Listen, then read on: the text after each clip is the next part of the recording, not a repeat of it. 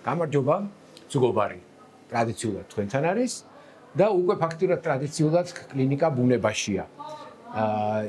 აქ მოვდივარ ხოლმე საკმაოდ მნიშვნელოვანი და ესეთი გადამწყვეტი საკითხების გასარკვევად და რა შეიძლება იყოს უფრო გადამწყვეტი ვიდრე გულია.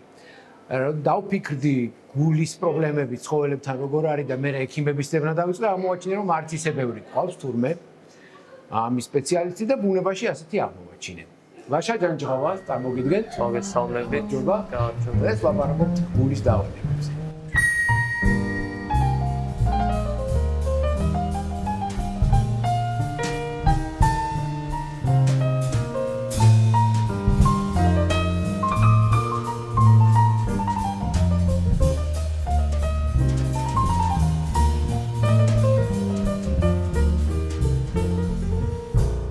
ლაშა, მადლობა.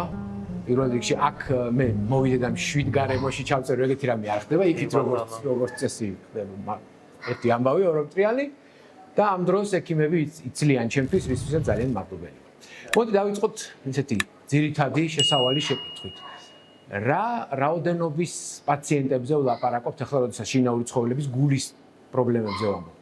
საკმაოდ ხშირია, რადგან გვაქვს ეს გამოყვანილი ჯიშები, პატარა ჯიშის ძაღლები, რომლებსაც ახასიათებს გენეტიკური დაავადებები გულის, პატარა ჯიშის ძაღლებსაც თავისი, დიდი ჯიშის ძაღლებს თავისი. კატებს აქვს სულ სხვა დაავადება გულის. ეგ რო დავასახელოთ, პატარა ჯიშის ძაღლებს უფრო ახასიათებს ენდოკარდიოზი სარქველების. ეს რა არის მოკლედ ისე მარტივად რო ვთქვა? ეგ ნიშნავს, რომ სარქველები, მიტრალური და ტრიკოსპიდალური სარქველი იწყებს დეგენერაციული ცვლილებას, დეგენერაციას, სქელდება, დეფორმაციას ღებულობს და თავისი ფუნქციას წესიერად ვერ ასრულებს. ესე მარტივად რო ვთქვათ, არ იკეტება წესი. ეს არის პატარა ძაღლების პრობლემა. აი რომელ ჯიშებს გულისხმობთ მაგალითად თუ პატარა ძაღლებზე ვლაპარაკობთ? კოკერ სპანიელებიც შედის აქ.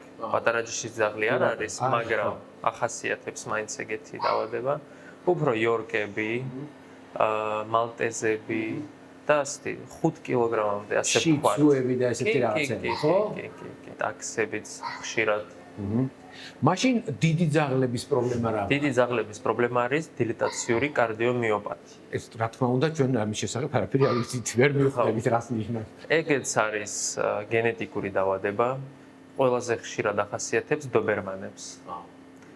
და იმების გამოკვლევა იწყება უკვე 2 წლის ასაკიდან. უკვე უნდა მოიყვანოთ გეგმიურად, გამოიკვლიო გული, რომ აღმოაჩინოთ აქვს მაგისთვის უკვე ცვლილებები თუ არა. ესე იგი, რომ დავაზუსტოთ, დობერმანი როცა ყავს, აქვს თუ არა რამე სიმპტომი, მაინც სასურველია რომ მოიყვანო და აუცილებლად 2 წლიდან აუცილებლად. შეიძლება ცოტა ადრეც, მაგრამ აუცილებლად ასე გამოკვეთილად დობერმანებში. გამოკვეთილად დობერმანებში. რატომ ხო არ ვიცით მიზეზი რა? გენეტიკური აქვთ ეგეთი დაავადება. ეს პრობლემა იწვევს იმას, რომ მარცხენა პარკუჭი წესიერად არ იკუმშება. შეკუმშვის ფუნქცია აქვს დარღვეული. და ეგ მერე იწვევს კამერების გაფართოებას და მერე იწვევს გულის უკმარისობას. ბულდოგებს და ბოქსერებს კიდე ახასიათებს არითმოგენური კარდიომიოპათია მარჯვენა პარკუჭის. ეგ არის გამოწვეული არითმიით, როცა მარჯვენა პარკუჭის კუნთი, გული ხო კუნთია მთლიანად. და უნდა შეიკუმშოს და ფუნქცია აქვს შეკუმშვა და ეს კუნთი იცვლება ფიბროზული ქსოვილით და ცხიმით. და უკვე თავის ფუნქციას არ ასრულებს და ასევე არის არითმიები, არის მათ შესაძლებელი. ესე იგი ეს განვითარდება. ესეც არის აი ამ ჯიშებისთვის დამახასიათებელი გენეტიკური. თუ რომელიმე ჯიში კიდე არ არის დასამატებელი?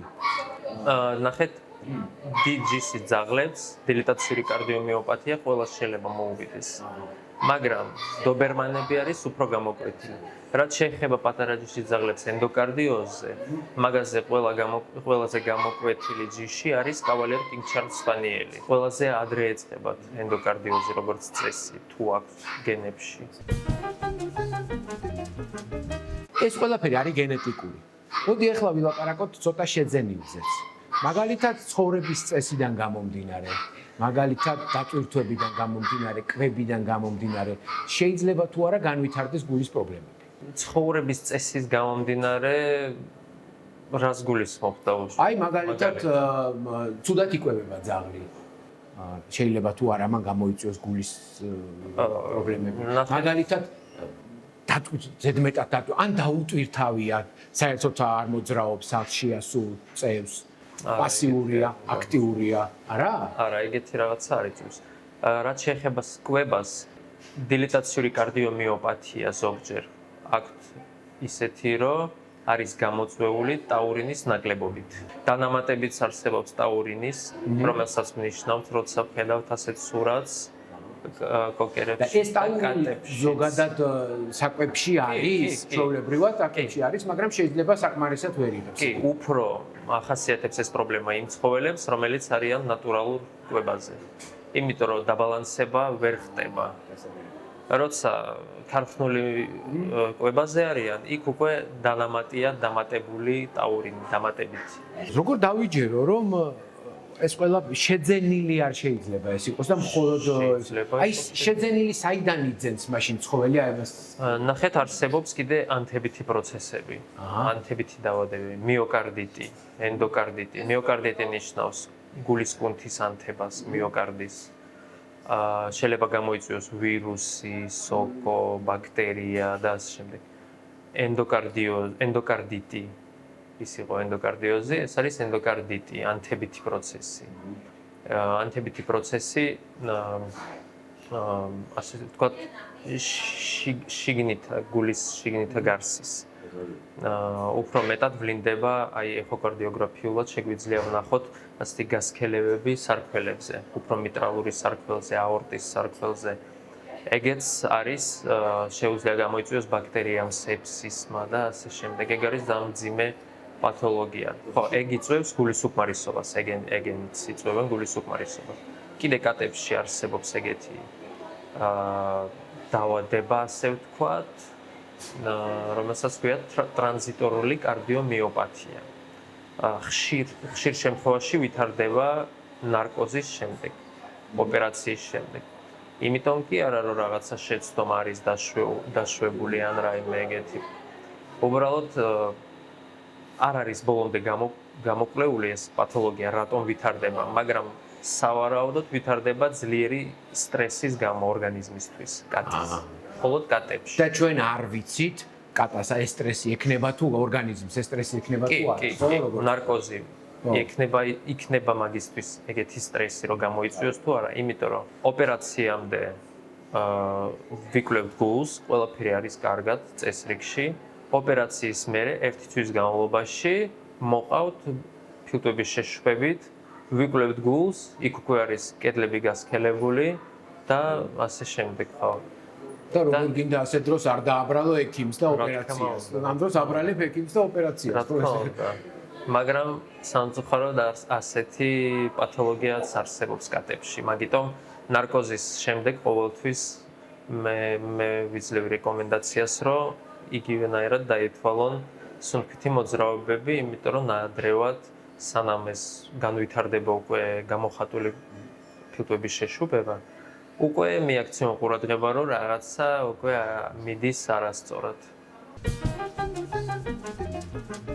როგორ მივხვდეთ, რომ ჩვენ ძაღლს გულის პრობლემა აქვს? რაც შეეხება დაუშვათ მანკებს. ხშირად დიდმანძილი გულის უკმარისობა გრძელდება უსიმპტომოდ და პატრონი ვერანაირად ვერ მივხვდება. მაგრამ როგორ შეგვიძლია რომ მივხვდეთ, რომ აქვს გულის მანკი თანდაყოლილი პატარა ლეკვს დაუშვათ. როცა მოყავთ ვაქცინა იმაზე აცრაზე, მაშინ ექიმი, თერაპევტი უსმენს აუსკულტაციას. უბრალოდ უნიტიოს. კი, მოусმენს და შეუძლია მაგ დროს გამოავლინოს ხმაური, რომელიც ახასიათებს მანკებს. კი. და მერე უკვე გამოკვლევები, ეხოკარდიოგრაფია და ასე შემდეგ, რომ უკვე დავადგინოთ რა მანკია და ასე შემდეგ, მაგრამ ეს აუსკულტაცია, მოსმენა იგივე არის აუცილებელი. კიდე შეიძლება იყოს გათეთრებული ღრძილები და შემდეგ. და ეს შეიძლება გულის პრობლემაზე ვითარდეს. შეიძლება მიუთითებდეს. ან შეიძლება კონდეს გალურჯებული პირიქით, ციანოზური. ეგეც მიუთითებს გულის პრობლემას, როცა არის ჟანგბადის ნაკლებობა ორგანიზმში, უკმარისობა. რაც შეეხება ენდოკარდიოზის. ენდოკარდიოზი ახასიათებს პატარა ჯიშის ძაღლებს 6 წლიდან და მერე. უფრო ასაკში. ეგ არის ქრონიკული დაავადება, ვითარდება ნელა და აქვს ძალიან დიდი ხანგრძლივი გამბეცდრული მიმდინარეობა. როცა პატრონს არ შეუძლია რომ გამოავლინოს, რომ აქვს რაიმე გულის პათოლოგია უკვე დაწყებული მაგ ცხოველს. მაგიტომ ეგეც მხოლოდ შეგვიძლია გამოავლინოთ ნაადრევად, მხოლოდ გეგმიური გამოკვლევაზე. რაც შეეხება დიდი ჯიშის ძაღლებს, ყველა ნებისმიერი ნაადრევი გამოვლენა ხდება მხოლოდ გეგმიური გამოკვლევაზე. ან ზოგჯერ როცა ოპერაციის წინ, სტერილიზაციის, კასტრაციის წინ ვამოწმებთ გულს, იქაც ხშირად ვხედავთ, რომ არის უკვე დაწყებული ცვლილებები, არ არის ჯერ მნიშვნელოვანი, მაგრამ უკვე არის საყურადღებო. აი ხა გამიჩნდა მაშინ ესეთი კითხვა. ამოვაჩინეთ რომ რაღაცა პრობლემა არის რა, მანკია ან რაღაცა წინასწარი გამოკვლევით. რა იცვლება ცხოველის ცხოვრებაში? ჩვენ რას ვცვლით? რამეს ვამცირებთ, დატვირთვას ვამცირებთ, საკვებს სხვანაირს ვურჩევთ? ჩვენ ცხოვრებაში რა იცვლება მთლიანად აი ჩვენი პატრონის და ძაღლის ცხოვრებაში? თუ მანკი არის, მაშინ ისეთი მანკებია, რომელსაც სჭირდება ოპერაცია. ოპერაციის გარეშე არ მოგვარდება ეგ პრობლემა და ოპერაცია არის აუცილებელი, რომ ცხოველი გააგრძელოს თავისი ცხოვრება. რაც შეეხება სხვა პრობლემებს, ამ ქრონიკული გულის პათოლოგიებს, როცა გააჩნიეთ სტადიას, რომელზე აღმოვაჩინეთ. როცა არის პირველ სტადიაზე, უბრალოდ ვიბარებთ 1 წელიწადში და ისევ გეგმურად ვამოწმებთ. თუ ეს სტადია უკვე გადავიდა მეორეში, ინიშნება პრეპარატი. რა თქმა უნდა, მესამე სტადიაზე როცა გადავიდა, ინიშნება კიდევ დამატებითი პრეპარატები, რომელიც არის შარმდენები და ასე შემდეგ, რომ არ განვითარდეს შეგუბებითი გულის უკმარისობა და ცხოველი არ დაიღუპოს ფილტვების შეშუპებით. მე ადამიანებიდან გამოვდივარ ლაშა და ამიტომ ვკითხულობ. ნახეთ, როდესაც ადამიანი მოდის და ეუბნებია რომ შენ გულის პრობლემა გაქვს, ეუბნებია რომ არ დაიტვირთო ფიზიკურად, არ გადაიღალო, ქოშინი არ დაიწყო, რაღაც ასეთ მსგავს რაღაცებს. ამას ეს წესი ვრცელდება ძაღლებზეც, აი ეს მინდა რა თქვა, არა. ვერა. ხო, თავისთავად ხო, ვერ იმ ძაღლმა უნდა იმოძრავოს, ხო? მაგრამ აი, უნდა მიაქციოს თუ არა პატრონმა ყურადღება, რომ იმან ზედმეტი არ ირბინოს. ყოველთვის ვასწავლით, როცა უკვე არის გამოვლენილი რაიმე პრობლემა გულის, ყოველთვის ვასწავლით პატრონებს, რომ დაითვალონ ღრმა ძილში სუნთქვითი მოძრაობები. რამდენჯერ ჩაისუნთქავს, ამოისუნთქავს 1 წუთის განმავლობაში ცხოველი. კი, ძილში, ღრმა ძილში. ეგ არის ძალიან ინფორმატიული. არსებობს ასეთი თქვათ ნორმა 27-ზე მეტი არ უნდა იყოს სუნთქვითი მოძრაობები ღრმა ძილში. ეხლა დავაზუსტოთ 27 ჩასუნთქვა, მოსუნთქვა 1-ია თუ ჩასუნთქვა 1, ამოსუნთქვა 2. ჩასუნთქვა 1. ერთი სუნთქვითი მოძრაობა. მაგას ვასწავლით, მაგას აკონტროლებენ და როცა უკვე რაიმე როცა იზრდება ეს რაოდენობა, ან დინამიკაში სწრაფად იზრდება და უშუალოდ დღეს იყო 12, ხვალ გახდა 15, მერე გახდა 17 და ასე იმატებს, ესეც არ არის კარგი და თან როცა იციან, რომ უკვე არის რაღაც პროცესები გულში დაწყებული. მაშინ ახლა წავიდეთ კატებზე, იმიტომ რომ კატებზე რაღაც ცალკე ახსენეთ, ხო ესეა? კი. კატებს თავისია. აბა რა ჭიშთ კატებს?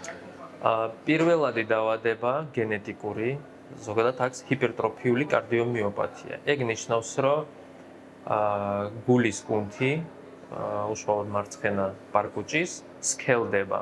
ამ გასქელების გამო ირღვევა დიასტოლური დისფუნქცია.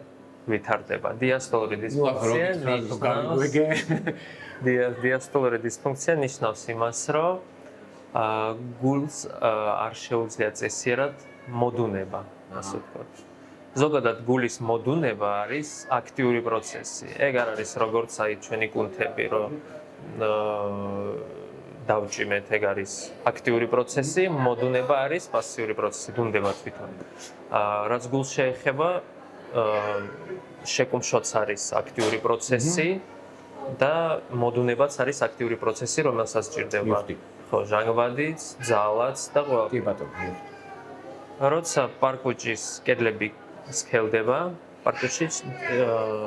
პარკუჭში რჩება ძალიან ცოტა ადგილი, სადაც სის შეუძლია რომ ჩავიდეს და ეს პარკუჭიც ხდება ძალიან მკვრივი. ეს ყველა კატასტროფის დამახასიათებელია თუ რამე ჯიშებზე უფრო ვრცელდება. კი, რა თქმა უნდა.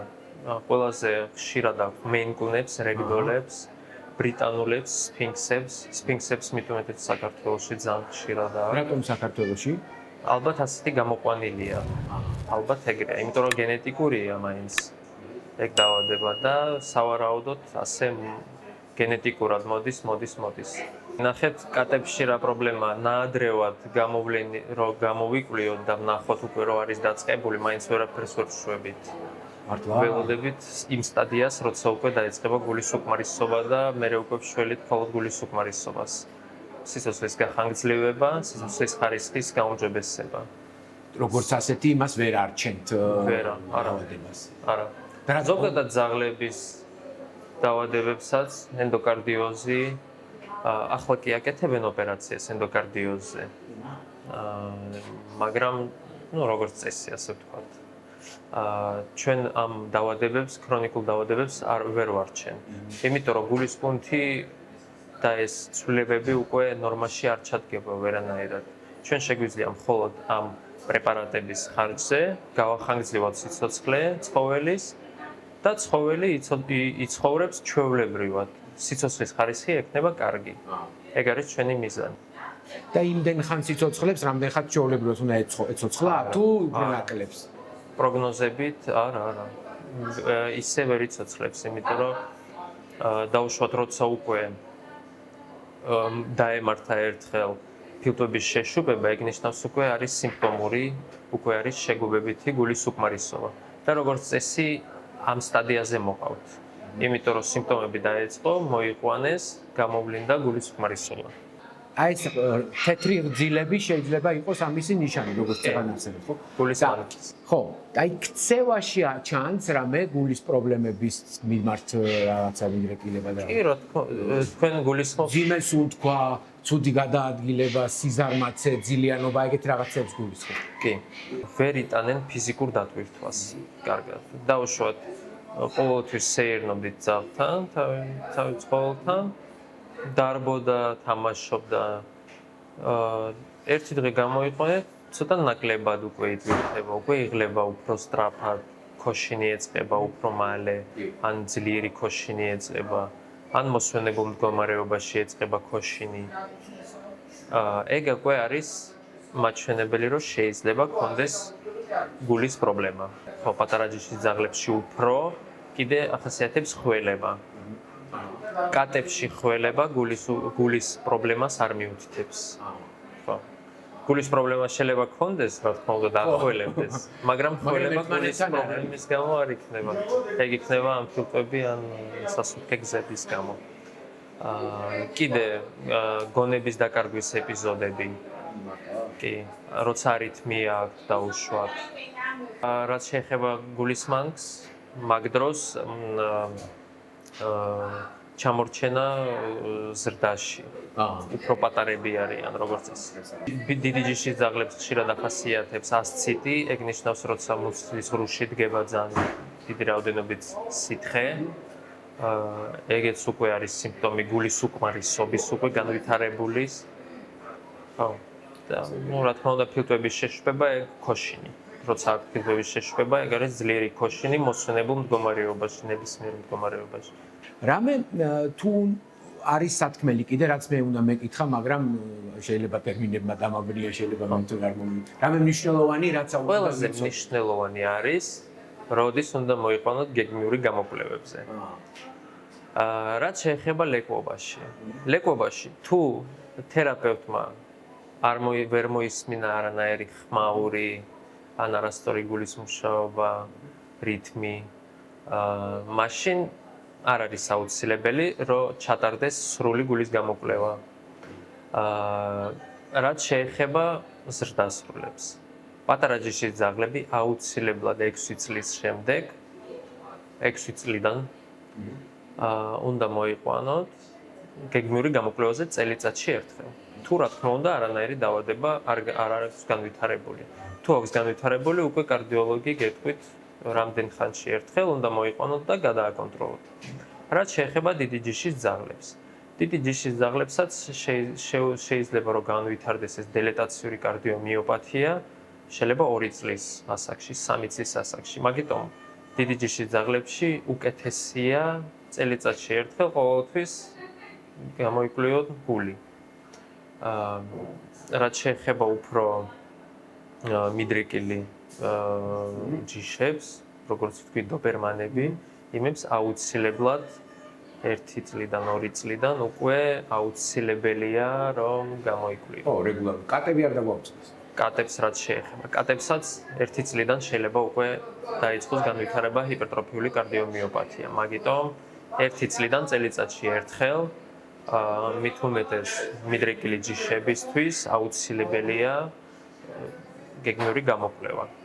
დიდი მადლობა ლაშა ჯანჯღავას, ვეტერინარ კარდიოლოგს, რომელმაც ახლა კი გამიჩინა თავსატეხი, იმიტომ რომ ამდენი ტერმინი მე უნდა დავიმახსოვრო, მე თქვენც უნდა დაიმახსოვროთ, მაგრამ საჭიროა და აუცილებელია, იმიტომ რომ ეს პირველ რიგში ჩვენი საყვარელი არსებების ჯანმრთელობას ეხება და საკმაოდ სერიოზულ პრობლემას ამ ჯანმრთელობასთან დაკავშირებით.